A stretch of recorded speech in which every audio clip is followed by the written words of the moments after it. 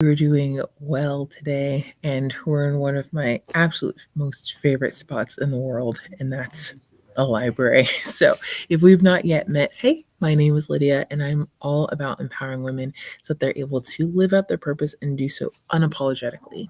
And today, we're talking books. And if you're going, why in the world are you talking about books, and why does it even matter what my favorite character is? You're going to find that if you're willing to think a little bit outside the box, that your favorite book character can actually tell you a lot about who you are and even about the things that you may be called to do. So let's get into it.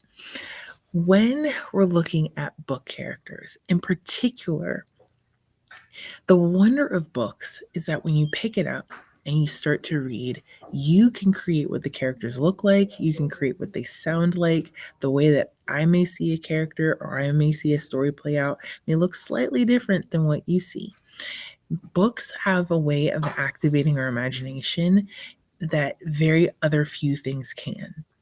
And so, if I was to tell you about who my favorite book character is, it is in fact not sure if you can read that. There it is. It's Anne of Green Gables. This is by far one of my absolute favorites.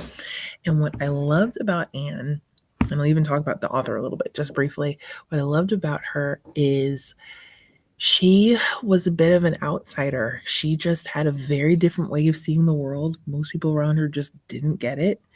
And because of the way that she just showed up for life, even when it was hard, and she chose to lean into her imagination and she chose to just seek out the brighter side of things, it changed the world around her.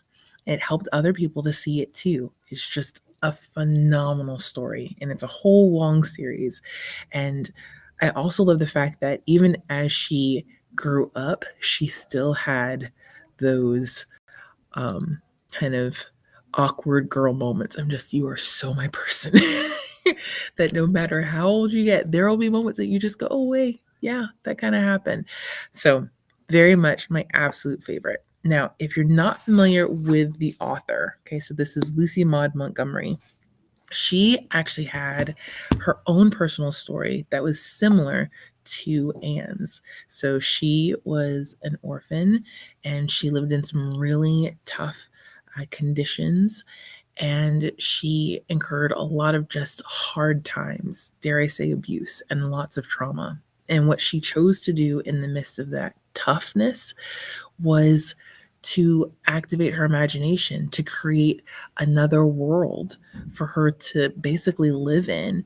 And so when you look at Annie, look at how she shows up and how, she was moved from house to house, treated poorly, um, abused, neglected. And yet, even through all of that, she was just, I can imagine myself as someone that everyone wants to be with. And I can imagine myself doing these amazing things. That was part of what helped her to stay alive, was seeing her life as a story. And interestingly enough, for myself, that's part of how I see life too. I see life as a story where it's just unfolding. There's all the different characters and themes, narrations that have happened up until now in my life, in your life, and they all tell us and they give us clues to where it is that we can go next. In the case of Anne, that imagination of hers allowed her to live a life even greater than anything she'd ever imagined. And I know that for me, when I'm willing to look at how things are, and when I have those tough moments to go, okay, well, let me find the positive. Let me find what's good in this moment, even though everything in me doesn't want to.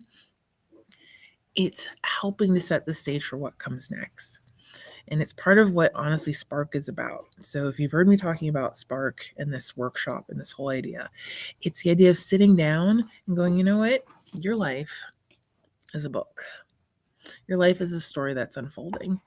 And if you're willing to sit for a moment and look and see the themes, see the patterns, see the different ways that characters weave in and out, it's all part of a bigger picture. It's all part of a beautiful story that ends up helping you to see where it is that you can go next. What is my purpose? How is it that I can share and move in my special gifting? How do all those pieces play together? That is what Spark is all about. So it will be tomorrow at 10. It is a live workshop that we're doing this time around. If you'd like to be a part of it, but a later time or sometime on the weekend where you're not in the middle of work would be better, just let me know. Feel free to message.